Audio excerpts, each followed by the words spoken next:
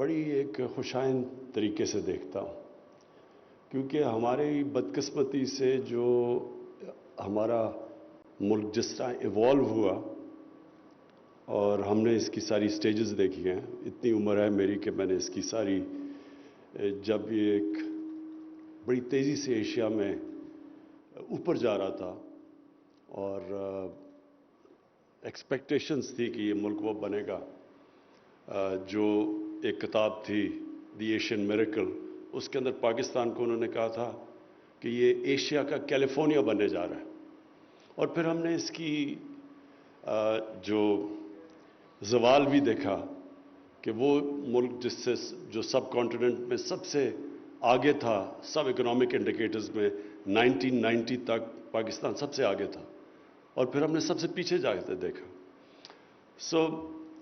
اس کی میں اگر کئی وجوہات ہیں، مین وجہ کہ ہم اپنے پوٹینشیل پہ نہیں جا سکے، وہ میں ایک ہی چیز پہ پوائنٹ آؤٹ کرتا ہوں: رول آف لا.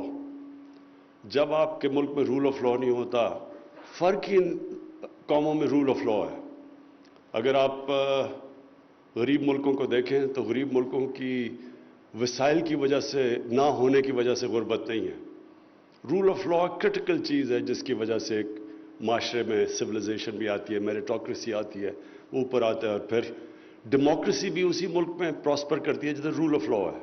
اگر رول آف لا نہیں ہے تو آپ الیکشن کروائیں تو وہی وار لارڈز اور طاقتور اور کرمنلز اوپر آ جائیں گے. تو پری کنڈیشن ڈیموکریسی کی ہوتی ہے کہ رول آف لا ہو، وہ روکتا ہے اس طرح کے کرمنلز کو اوپر آنے کے لیے. اور یہ جو کرپشن ہے، یہ ایک سمٹمز ہے رول آف لا نہ ہونے کی.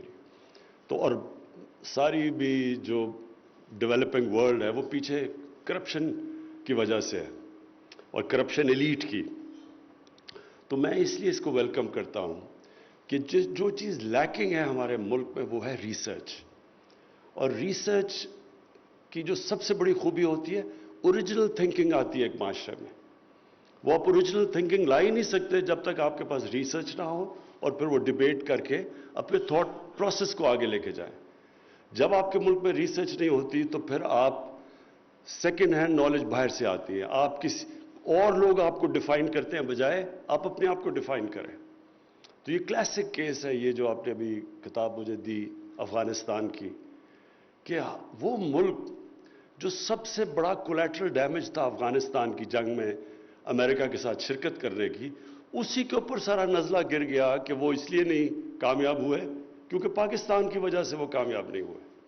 اور وہ ملک جو اتنی قربانی دی اس نے اس جنگ میں شرکت کر کے، کسی ملک میں 80,000 لوگ کیجولٹیز نہیں ہوئی جنہوں نے امریکہ کی الائنس میں شرکت کی. کسی ملک میں اس طرح کے 30-40 لاکھ لوگ انٹرنلی ڈسپلیسڈ نہیں ہوئے، اور جو اکانومی کا لاس ہوا وہ اوور $100 بلین تھا.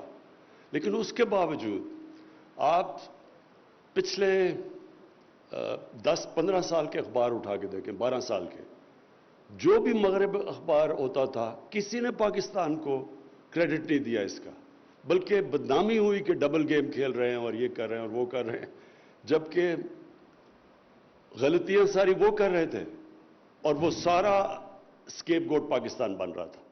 اور کیوں پاکستان میں ہم اس کو صحیح معنی میں جواب نہیں دے سکے؟ کیونکہ یہاں کوئی مجھے نظر ہی نہیں آئے کہ کوئی لیڈرشپ کو کوئی تھنک ٹینک کوئی فیڈ کر رہا ہے، کوئی بتائے کہ پاکستان کا اس میں کیجولٹی تو پاکستان بن گیا تھا اس جنگ کی. وہ ایکسپیکٹ کر رہے تھے کہ پاکستان جتائے گا ان کو جنگ، اور پاکستان خود اپنے آپ کو بچا رہا تھا جو پاکستان کے اندر جس طرح کی تباہی میں تھی. لیکن وہ بہت ہی، میں اگر کہتا ہوں ہمارا بڑا ہی بلیک پیریڈ تھا، ہمارے لیے بڑی ہیوملیشن تھی کہ ہم ساتھ بھی دے رہے ہیں، ہم اپنے آپ کو ایلائی بھی کہہ رہے ہیں، وہ ایلائی ہمیں بومبنگ بھی کر رہے ہیں، ہمارے لوگ بھی مر رہے ہیں، پھر بلیم بھی ہمیں کر رہے ہیں اور کہہ رہے ہیں ہم آپ کو ایڈ دے رہے ہیں، اور وہ ایڈ منسکیول تھی جو کہ نقصان ہوا اس ملک کو. لیکن بالکل یہ بھی ہمارا بہت بڑا ایک کیا میں کہوں کہ ایک خلا تھی، ایک ویکیوم تھا کہ ہماری جو انٹلیکچول لیڈرشپ ملنی چاہیے تھی جو اس چیز کو اوپر لے کے آتی، وہ بھی نہیں تھی یہاں. ملک بھی بٹ گیا دو لوگوں کے اندر، ایک امریکہ کے اگینسٹ کھڑے ہو گئے اور ایک پرو امریکہ کھڑا ہو گیا پاکستان کے اندر جو چھوٹی سی کلاس تھی.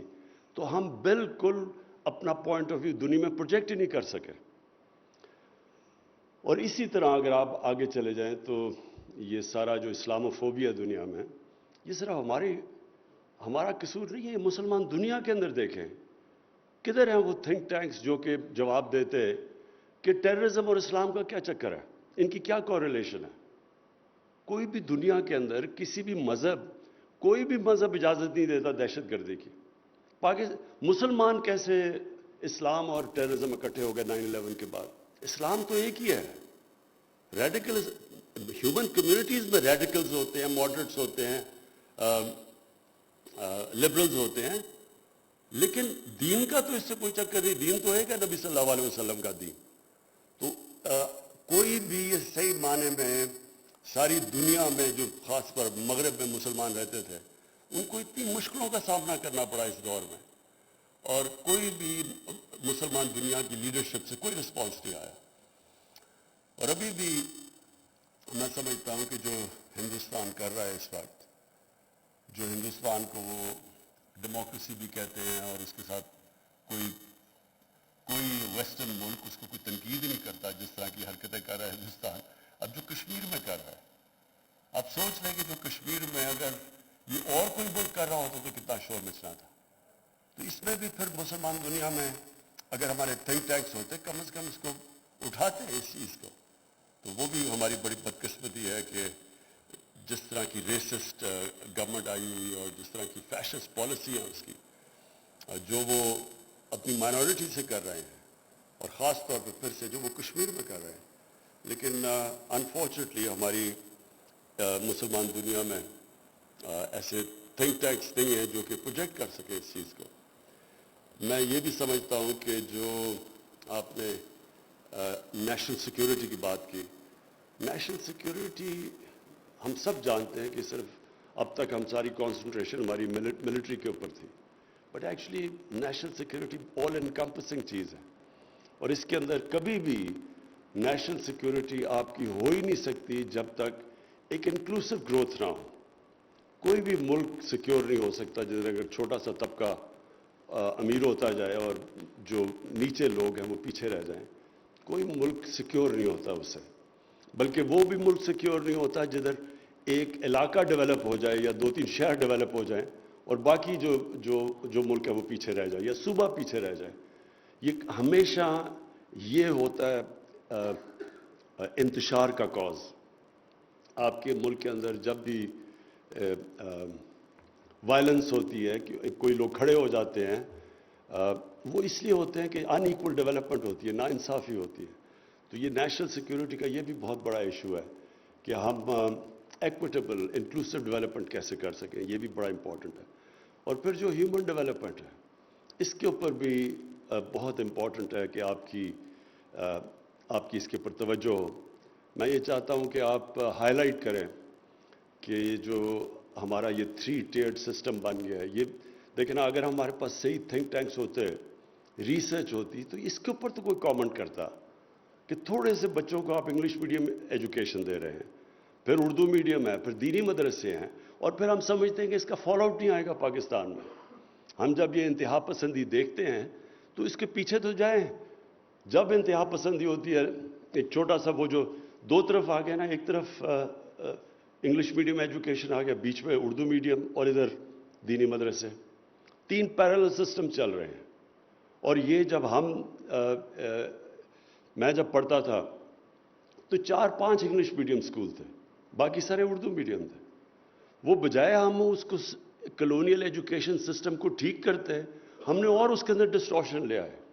اب لینگویج سکولز بن گئے انگلش میڈیم جن کے اندر بھی طبقے ہیں، اور وہ جو اردو میڈیم جو انٹلیکچوئل پروڈیوس کرتا تھا وہ اور اس کا سٹینڈرڈ بالکل نیچے چلا گیا ہے. اور پھر تیسری طرف جو دینی مدرسے ہیں، کسی نے نہیں سوچا کہ ان کو کاپٹ کریں اپنے نیشنل نوکریاں ان کو کیسے ملیں گی، کسی نے یہ نہیں سوچا.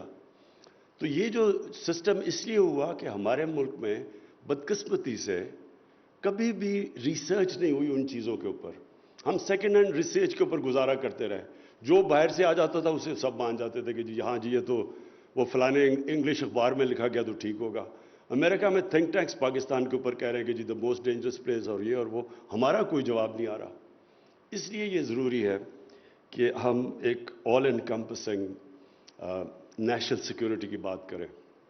اور اس طرح کا جو آپ کا تھنک ٹینک ہے معید، یہ سٹارٹ ہے. میں امید رکھتا ہوں کہ پاکستان میں اور بھی اس طرح کے کوالٹی کے تھنک ٹینکس بنے جو کہ پھر کمپیٹ کریں ایک دوسرے سے. پتہ چلے کہ کون بہتر ریسرچ کر رہا ہے، کس کی زیادہ اچھے پیپرز پروڈیوس ہو رہے ہیں، دنیا میں کون اس کی کریڈیبلٹی کس کی ہے. اور تب جو ہمارا نیشنل نیریٹو ہے وہ پھر ہم صحیح معنی میں لوگوں کے سامنے رکھ سکیں گے. یہ جو مجھے سب سے زیادہ تکلیف ہوتی ہے، اور یہ اب سے نہیں، یہ میں پچھلے 30-40 سال سے دیکھ رہا ہوں. ایکچولی وہ جو سلمان رشدی کی جو کتاب نکلی ہے اس کے بعد یہ خاص طور پہ ہم دیکھ رہے ہیں کہ باہر کے لوگ اور باہر کے میڈیا، باہر کے تھنک ٹینکس ہمارے ایکسٹریمز کے اوپر کانسنٹریٹ کر کے تو سارے معاشرے کو رنگ دیتے ہیں ان ایکسٹریم سے. میں جب پہلی دفعہ انگلینڈ گیا تو وہاں یہ ریسسٹ ہوتے تھے، ان کو سکن ہیڈز کہتے تھے. تو سکن ہیڈز جو بھی ایشین ملتا تھا تو اس کو پکڑ کے مارتے تھے، ان کو برا بلا کہتے تھے اور ان سب کو پیکیز کہتے تھے. تو میں اگر سارے انگلینڈ کو وہ سکن ہیڈز کو جو وہ حرکتیں کر رہے تھے انگلینڈ میں پاکستانیوں اور انڈینز کے خلاف، ان کو بیس بنا کے سارے انگلش معاشرے کو اگر میں ڈیفائن کر دیتا تو وہ بھی بڑا ایکسٹریم معاشرہ ہونا تھا. حالانکہ جو انگلینڈ کا معاشرہ ہے پرابلی سب سے، جتنے بھی میں نے دیکھے ہیں، بڑا لبرل معاشرہ ہے. لیکن آپ کسی بھی معاشرے کے ایکسٹریم کے اوپر کانسنٹریٹ کریں تو آپ اس کو بڑا برا بھلا کہیں گے. تو ہمارا تو ڈیفائن ہی ہوتا تھا یہاں. ہمارے یہاں کئی سو کالڈ انٹلیکچوئلز جو باہر سے جرنلسٹ آتا تھا اس کو یہ بتاتے تھے کہ یہاں کوئی بہت بڑے کوئی فنڈامنٹلسٹ کی کوئی ایک ہوڈز آنے لگی ہیں ٹیک اوور کرنے کے لیے. میں ساری دنیا میں پھرا ہوں. میں سمجھتا ہوں کہ اس معاشرے میں سب سے زیادہ میں نے لوگ جنرس، ہاسپٹیبل، بڑے، ہمارا جو دین ہے جو عام لوگوں کے اوپر اس کا افیکٹ ہے وہ اتنا پازیٹیو ہے. ہماری اسٹرانگ فیملی سسٹم ہے، بڑی سویلائز سوسائٹی ہے. یہ نہیں کہ چیلنجز نہیں ہیں، لیکن آن دا ہول وہ ہے. لیکن ہمارے بھی ایکسٹریمز ہیں، اور ہمارے ایکسٹریمز کی بہت بڑی وجہ یہ ہے کہ ہم نے یہ انجسٹ ایجوکیشن سسٹم کو ٹھیک نہیں کیا، جو کہ پروڈیوس کر رہا ہے 3 قسم کی پیرل سسٹمز، جو کہ پھر ایک دوسرے کو، جن کا کنیکشن ہی کوئی نہیں ہے. جو ایک سسٹم ہے وہ جو ایک ایکسٹریم ہے وہ جو انگلش میڈیم ہے ان کو کافر کہتا ہے. کبھی کسی نے یہ نیچے سوسائٹی میں اسٹڈی نہیں کیا. تو میں یہ ایکسپیکٹ کرتا ہوں کہ ہمارے اب وقت آ گیا ہے کہ ہم اپنے ریسرچ کریں، اپنا اوریجنل تھاٹ لے کے آئیں، اپنے ملک کو ہم ڈیفائن کریں بجائے ہمیں کوئی باہر سے ڈیفائن کرے. اور جتنا آپ کی ٹینکس کی کریڈیبلٹی بڑھتی جائے گی اتنی ہمارے لیے دنیا میں آسان ہوگا کہ اپنے آپ کو پاکستانی کو ڈیفائن کریں. اور سب سے جو پرابلمز فیس کرتے ہیں وہ اوورسیز پاکستانیز ہیں. میں نے، کیونکہ میرا ان سے انٹریکشن زیادہ ہے، جب بھی اس طرح کی کیمپینز چلتی ہیں پاکستان کے خلاف تو ان کے اوپر بڑا مشکل وقت گزرتا ہے، خاص طور پہ ان کے بچوں کے اوپر جو کہ وہاں اسکولوں میں پڑھتے ہیں، وہیں بڑے ہوئے ہیں. تو خود بھی وہ پاکستان آتے ہوئے گھبراتے ہیں کیونکہ اتنا بری پاکستان کی پکچر پینٹ کی جاتی ہے. تو معید، پھر سے یہ جو آپ نے افغانستان میں کتاب کمپائل کی ہے یہ بڑی امپورٹنٹ ہے، کیونکہ اللہ نے ہمیں بڑا بچایا. مجھے تو بڑا خوف تھا کہ اگر وہاں پروٹریکٹڈ سول وار ہو جاتی ہے افغانستان میں تو وہ سارا، مجھے نظر آ رہا تھا جو ان کے میڈیا میں بھی، کہ سارا بلیم پاکستان کے اوپر آنا تھا. جبکہ پاکستان ہم جس طرح ہم کہتے ہیں کہ سب سے بڑا افغانستان کی جنگ کا کولیٹرل ڈیمیج تھا. Thank you G.